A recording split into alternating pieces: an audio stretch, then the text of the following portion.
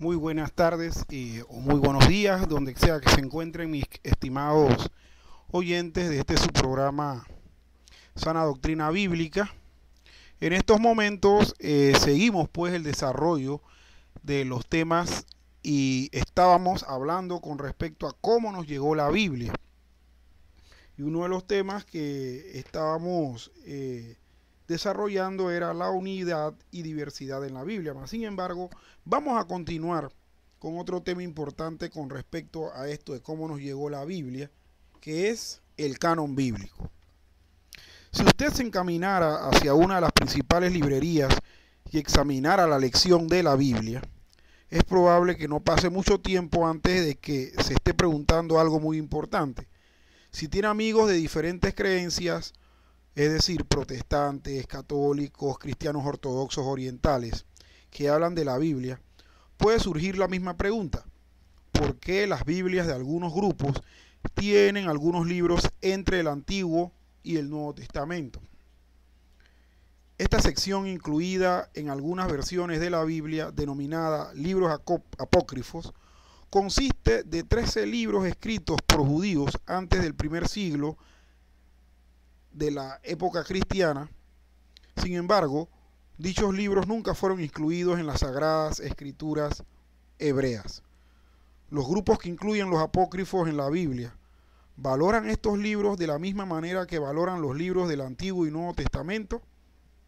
En otras palabras, ¿cuál es la intención del canon de las escrituras? El término canon se deriva de la palabra griega que significa norma o estándar. Canon se refiere a la caña de medir que define lo que está dentro y lo que está fuera de las escrituras. Los católicos y varios cristianos ortodoxos orientales, aun cuando difieren en qué incluir o excluir, agregan varios escritos judíos producidos durante la época entre el Antiguo y el Nuevo Testamento. Los anglicanos incluyen lecturas de los apócrifos en su leccionario como algo de provecho, pero no para establecer doctrina. Los mormones agregan libros escritos en el siglo XIX que nadie más acepta. Mientras examinamos el proceso que los judíos y cristianos utilizaron para formular sus cánones, podemos obtener algún discernimiento del por qué aún existe cierto desacuerdo entre estos varios grupos en cuanto a lo que realmente conforma la Biblia. Al mismo tiempo, debemos admitir que todo el proceso utilizado para canonizar los libros es un tanto sombrío, así como desordenado, lo cual nos lleva a sacar conclusiones basadas en reportes e información que no siempre responden a todas las preguntas que deseamos formular. Sin embargo, el cuadro completo es suficientemente claro. Así que consideremos los asuntos que rodean el cómo fueron formulados los varios cánones, viéndolos en 4 secciones. 1. Cómo se formó el canon del Antiguo Testamento. 2. Cómo se formó el canon del Nuevo Testamento. 3. Cómo llegaron los cristianos a los libros a incluir en su Biblia. Y 4. Cómo considerar a los apócrifos. Primer punto: ¿cómo surgió el canon del Antiguo Testamento? Como se notó anteriormente, el Antiguo Testamento contiene escritos que reclaman tener autoridad divina. Naturalmente, los judíos coleccionaron y reverenciaron esos libros formulando dichos reclamos. Con el correr del tiempo, los judíos combinaron los 5 libros del profeta Moisés en una unidad, conocida como el Pentateuco. Deuteronomio termina con el relato de la muerte de Moisés y el implícito reconocimiento de que esta unidad bíblica estaba completa. Ya para el siglo V, antes de Jesucristo, los judíos reconocían estos libros como escritura. Los judíos también consideraban las palabras de otros profetas, tales como Josué y Samuel, como autoritativas y viniendo del Señor. Así que estos escritos también se conservaron. Y este proceso continuó inclusive para los escritos de quienes no eran identificados como profetas. Algunos de los autores fueron reyes. David es el ejemplo obvio. U otros individuos sabios. Las palabras de David en 2 de Samuel 23:2 reflejan este reconocimiento. Él dice: el Espíritu del Señor ha hablado por medio de mí y su palabra ha estado en mi lengua. Oportunamente, de la colección de los libros de Moisés, a los cuales también se les denomina la ley, la compilación de los profetas, entre esos Josué, Jueces, Samuel, Reyes, Jeremías, Ezequiel, Isaías y los profetas menores, llegó a ser parte de la Biblia hebrea. Además, los judíos coleccionaron los escritos, es decir, Ruth, Salmos, Job, Proverbios, Eclesiastés, Cantares, Lamentaciones, Daniel, Esther, Esdras y Nehemías, junto con Crónicas. Aunque esta triple agrupación no se encuentra en las Biblias cristianas, la misma refleja con precisión el carácter literario de los libros. No podemos estar seguros de cuándo fue que cada uno de esos libros en la Biblia hebrea fue reconocido como canónico o cuándo aparecieron por primera vez estos tres grupos.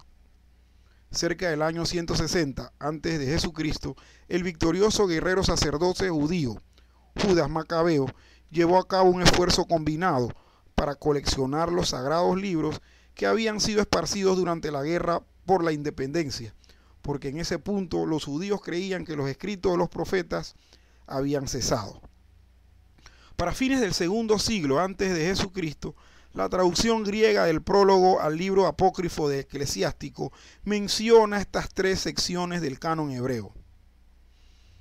Y un ejemplo es ver lo que Jesús dice en Lucas 24:44 y lo que un judío del primer siglo después de Jesucristo de nombre Filón reconoce, diciendo que estas tres divisiones son las que componen las escrituras, aunque a los escritos les daba el nombre de salmos.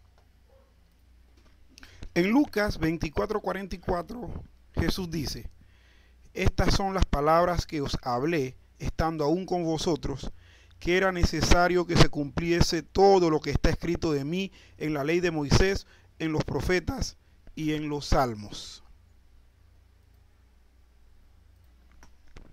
Leyendo los textos posteriores del Talmud, que son los registros de interpretación rabínicas del Antiguo Testamento relacionadas con la ley judía, la ética, las costumbres y la historia, algunos eruditos opinan que alrededor del año 90 después de Jesucristo, los rabinos debatieron el estado del canon. Aparentemente, algunos manuscritos del Qumran y de la Septuaginta, que es la traducción griega de las escrituras hebreas, incluían algunos libros apócrifos junto con los canónicos. Pero si esta reunión de los rabinos realmente se llevó a cabo, simplemente removió los libros apócrifos para arribar al canon autoritativo judío, 22 libros que corresponden a los 39 libros que los cristianos denominan el Antiguo Testamento. La pregunta entonces que sigue, que sería muy oportuna contestar, es la siguiente: ¿cómo surgió el canon del Nuevo Testamento? Mientras que el Antiguo Testamento era la Biblia de Jesús y sus seguidores, el mensaje del Evangelio acerca de él muy pronto llegó a sus seguidores en el primer siglo a reconocer su propia colección de escrituras, las cuales ellos agregaron a las ya existentes escrituras judías. Los primeros cristianos no se dispusieron conscientemente a producir escritura, pero algunos de los libros que comenzaron a surgir, primero cartas y después otros documentos, con el tiempo fueron reconocidos como teniendo autoridad divina. Por ejemplo, para el tiempo en que se escribió la segunda carta de Pedro, los cristianos ya consideraban algunas de las cartas de Pablo como estando a la par del Antiguo Testamento. Refiriéndose a las cartas de Pablo, Pedro observó: él habla de estas cosas en todas sus epístolas, en las cuales hay algunas cosas difíciles de entender que los indoctos e inconstantes tuercen, como lo hacen también con las otras escrituras, para su propia destrucción. Segunda de Pedro 3:16. En otros lugares del Nuevo Testamento que estaba surgiendo, los escritores urgían a los cristianos a conformarse a la conducta basada en las palabras del Señor. Por ejemplo, ver 1 Corintios 7:10 y Hechos 20:35. En Hechos 20:35 dice el apóstol Pablo: en todo os he enseñado que trabajando así se debe ayudar a los necesitados y recordar las palabras del Señor Jesús, que dijo: más bienaventurado es dar que recibir.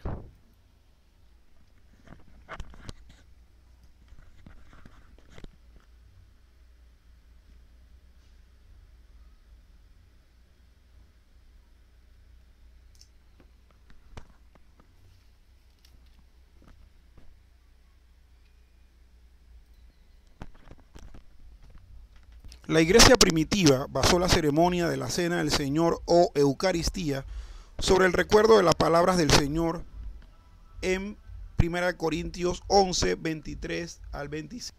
Porque yo recibí del Señor lo que también os he enseñado, que el Señor Jesús, la noche que fue entregado, tomó pan, y habiendo dado gracias, lo partió y dijo: tomad, comed, esto es mi cuerpo que por vosotros es partido. Haced esto en memoria de mí. Asimismo, tomó también la copa después de haber cenado, diciendo: esta copa es el nuevo pacto en mi sangre. Haced esto todas las veces que la bebiereis en memoria de mí. Y Pablo hizo notar que el mensaje esencial de la salvación personal por medio de la muerte y resurrección de Cristo era algo que él había recibido y pasado a otros.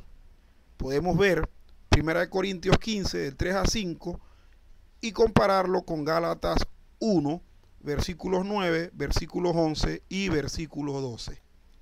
Porque primeramente os he enseñado lo que asimismo recibí, que Cristo murió por nuestros pecados conforme a las Escrituras, y que fue sepultado, y que resucitó al tercer día conforme a las Escrituras, y que apareció a Cefas, y después a los 12, y después apareció a más de 500 hermanos a la vez, de los cuales muchos viven aún y otros ya duermen. En el texto de Gálatas anteriormente citado leemos: como antes hemos dicho, también ahora lo repito, si alguno os predica diferente evangelio del que habéis recibido, sea anatema.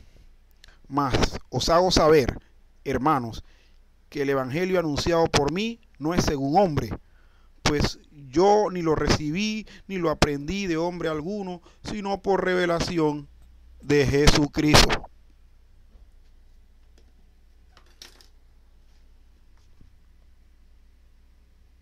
Mientras los apóstoles esparcían las buenas nuevas de salvación, se dieron cuenta de la importancia de retener las tradiciones en cuanto a Jesús. Teológicamente, la naciente iglesia llegó a la conclusión de que en Cristo Jesús Dios estaba cumpliendo la promesa de un nuevo pacto, el cual fue confirmado con la muerte de Jesús. Y eso lo vamos a ver precisamente viendo las Escrituras. Jeremías 31 dice: he aquí que vienen días, dice Jehová, en los cuales haré nuevo pacto con la casa de Israel y con la casa de Judá. No como el pacto que hice con sus padres el día que tomé su mano para sacarlos de la tierra de Egipto, porque ellos invalidaron mi pacto, aunque yo fui un marido para ellos, dice Jehová. Pero este es el pacto que haré con la casa de Israel después de aquellos días, dice Jehová. Daré mi ley en su mente y la escribiré en su corazón, y yo seré a ellos por Dios, y ellos me serán por pueblo. Y no enseñará más ninguno a su prójimo, ni ninguno a su hermano, diciendo: conoce a Jehová, porque todos me conocerán, desde el más pequeño de ellos hasta el más grande, dice Jehová, porque perdonaré la maldad de ellos y no me acordaré más de su pecado. En Lucas 22:20 leemos lo siguiente: de igual manera, después de que hubo cenado, tomó la copa diciendo: esta copa es el nuevo pacto en mi sangre, que por vosotros se derrama. Segunda de Corintios 3:6 dice: el cual asimismo nos hizo ministros competentes de un nuevo pacto, no de la letra, sino del espíritu, porque la letra mata, mas el espíritu vivifica. Hebreos 8, del 8 al 13 dice, porque reprendiéndolos dice, he aquí vienen días, dice el Señor, en que estableceré con la casa de Israel y la casa de Judá un nuevo pacto, no como el pacto que hice con sus padres, el día que los tomé de la mano para sacarlos de la tierra de Egipto, porque ellos no permanecieron en mi pacto, y yo me desentendí de ellos, dice el Señor. Por lo cual, este es el pacto que haré con la casa de Israel. Después de aquellos días, dice el Señor, pondré mis leyes en la mente de ellos, y sobre su corazón las escribiré. Y seré a ellos por Dios, y ellos me serán a mí por pueblo. Y ninguno enseñará a su prójimo, ni ninguno a su hermano diciendo, conoce al Señor, porque todos me conocerán, desde el menor hasta el mayor, porque seré propicio a sus injusticias, y nunca más me acordaré de sus pecados y de sus iniquidades. Al decir, nuevo pacto ha dado por viejo al primero, y lo que se da por viejo y se envejece está próximo a desaparecer. Así como la ley de Moisés se había de aplicar a las generaciones de Israel, los apóstoles naturalmente aplicaron las palabras de Jesús a sus seguidores. Estas aplicaciones, conservadas en las epístolas, Hechos, los Evangelios y el Apocalipsis, también asumieron posiciones de autoridad. Ahora Dios estaba hablando a través de los apóstoles y profetas cristianos. Y aunque estos escritos no reclaman ser escritura o ser autoritativos, su utilidad y estado divino llegó a ser evidente casi de inmediato. Sin embargo, esto levantó la pregunta de cómo definir qué libros incluir en el canon del Nuevo Testamento. Los cristianos primitivos produjeron varios libros, lo cual continuó por mucho tiempo, aún después de la época de Jesús y los apóstoles. Si los libros escritos cientos de años después de Moisés pudieron entrar al canon del Antiguo Testamento, ¿podría la Biblia cristiana también incluir libros escritos décadas o siglos después de Jesús? Varias listas de cánones provenientes de los primeros 3 siglos de la fe cristiana proveen algunas pautas interesantes. Inicialmente, algunos sectores de la iglesia disputaron sobre algunos libros de nuestro Nuevo Testamento, los cuales ganaron o perdieron aceptación en el transcurso de varios siglos antes de ser finalmente aceptados. Libros tales como Apocalipsis, Judas, Segunda de Pedro y Santiago caen dentro de esta categoría.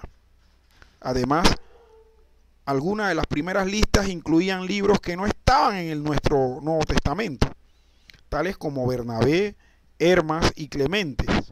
Estos son conocidos como los apócrifos del Nuevo Testamento, no los apócrifos del Antiguo, que se incluyen en las Biblias católicas y ortodoxas.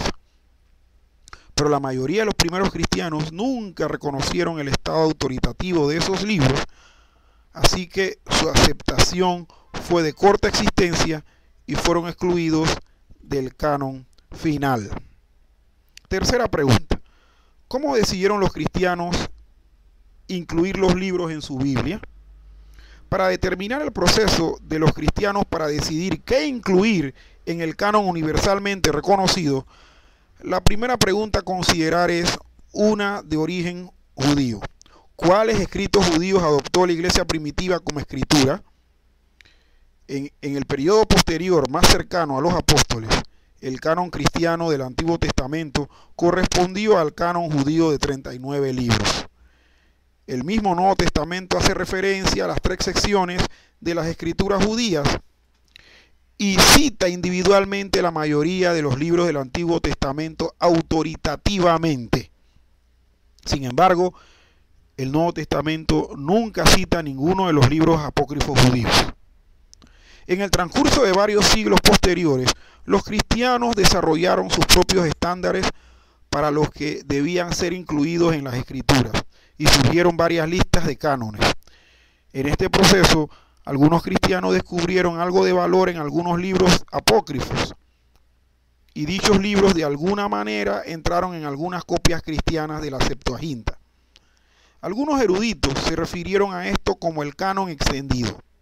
Sin embargo, varios de los primeros líderes cristianos prominentes, por ejemplo el obispo Melito en el segundo siglo, Orígenes en el segundo y tercer siglos, Epifanio en el cuarto siglo y Jerónimo en el cuarto y quinto siglos, defendieron un canon limitado que colocó los libros apócrifos en una categoría separada no canónica.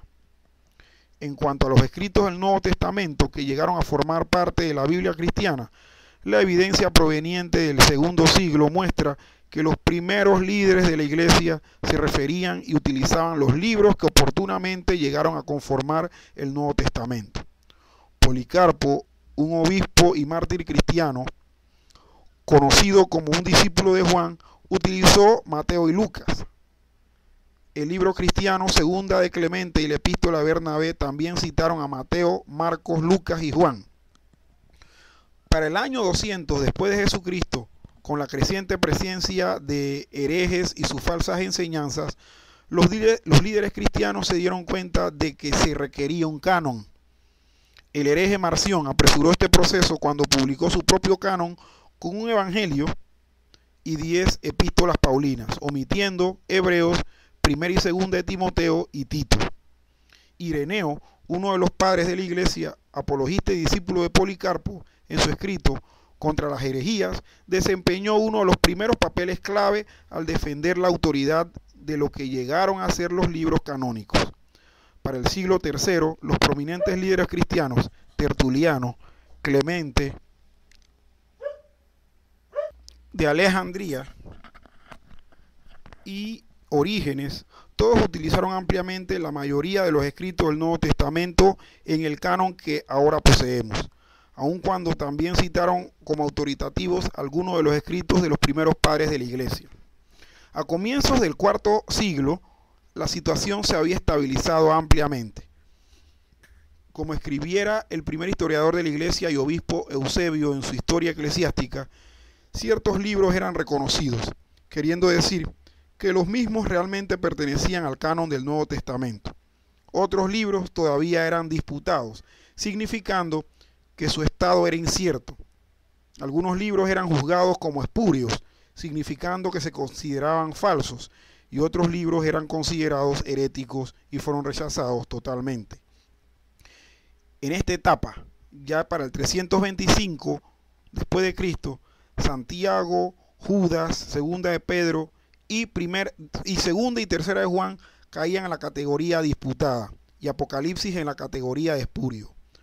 Más tarde, en el cuarto siglo, el canon fue solidificado y es muy probable que la 39ª carta pascual de Atanasio del año 367 estableciera el canon para la Iglesia Oriental, mientras que los concilios de Hipona en el 393 y Cartago en el 397 ratificaron la misma lista para la Iglesia Occidental. Como resultado, actualmente el Nuevo Testamento consiste en 27 libros en nuestra Biblia. Una pregunta permanente sin respuesta. ¿Cuáles fueron los criterios que utilizaron los cristianos de esos primeros siglos para incluir o excluir libros del canon del Nuevo Testamento? Esto es todo lo que está claro. Ser parte del canon no confirió autoridad sobre los libros. Más bien, los libros que fueron reconocidos como autoritativos fueron colocados en el canon. ¿Cómo fue entonces que los primeros líderes de la iglesia reconocieron la inspiración? 3 términos resumen el proceso que utilizaron: apostolicidad, catolicidad y ortodoxia. Apostolicidad. Este término se refiere a los escritos que se originaron o por lo menos estuvieron estrechamente relacionados con uno de los apóstoles de Jesús. La proximidad a Jesús, el fundador del nuevo pacto, fue uno de los requisitos para agregar un libro al canon. Aunque algunos libros no fueron escritos por apóstoles, los autores estuvieron estrechamente conectados a uno de los apóstoles, como por ejemplo Lucas, como alguien cercanamente asociado con Pablo, y Marcos, alguien cercanamente asociado con Pedro. Catolicidad. Este término, que se refiere al uso amplio en todo el campo de la cristiandad, tenía un peso bastante significativo para determinar que un libro fuera autoritativo.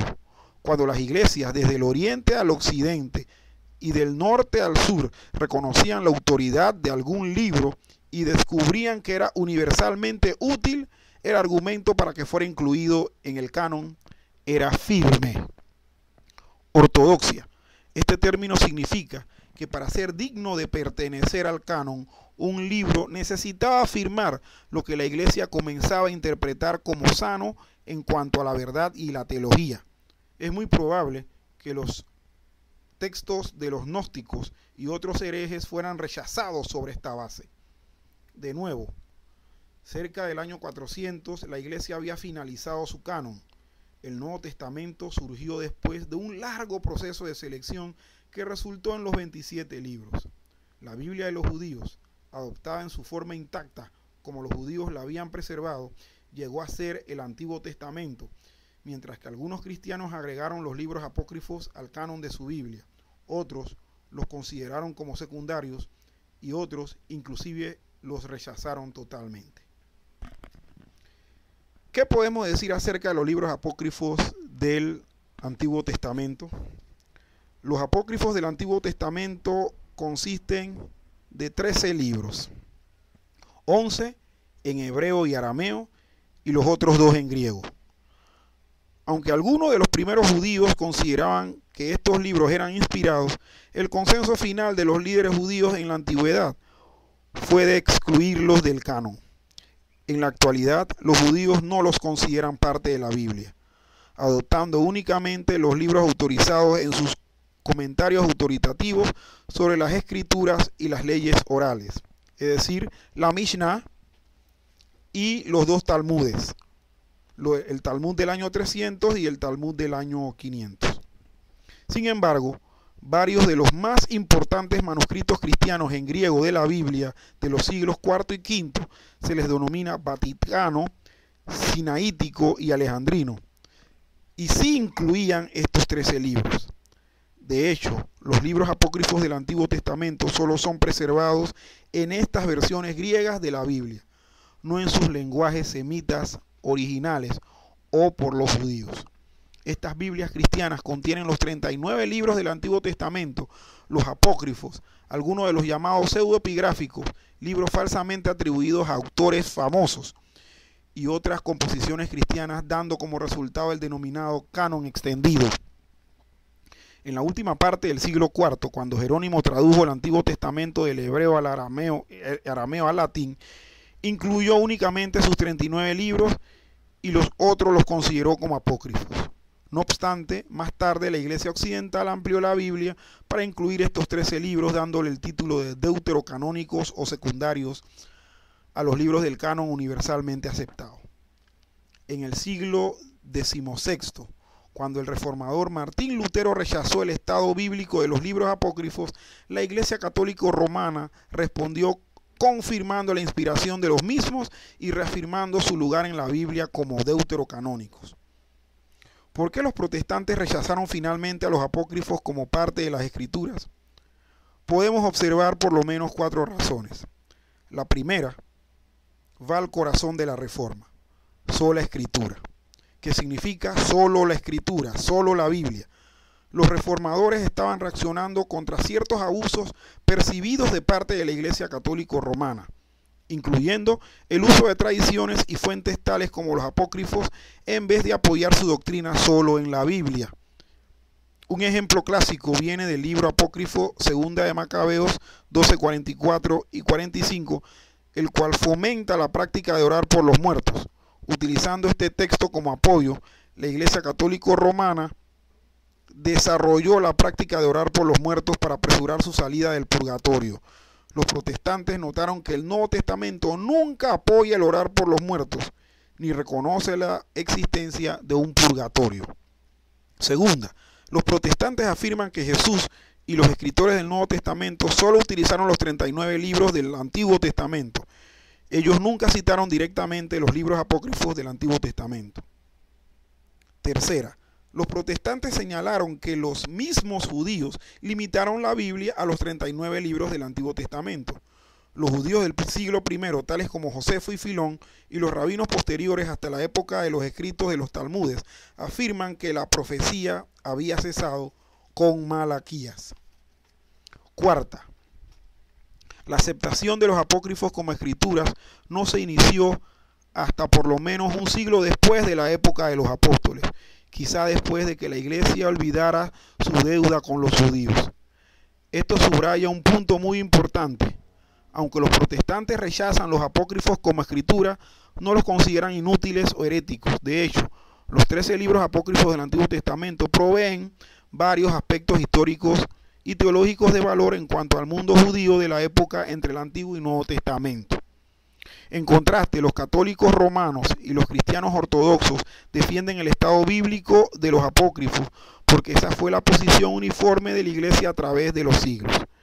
Ellos se apegan al cristianismo histórico establecido por los fundadores de la iglesia y depurado en los concilios ecuménicos entre los siglos IV al VIII. El Concilio Católico Romano de Trento en 1546 confirmó los libros apócrifos como parte de la Biblia, designándolos como deuterocanónicos y por lo mismo parte de las escrituras inspiradas.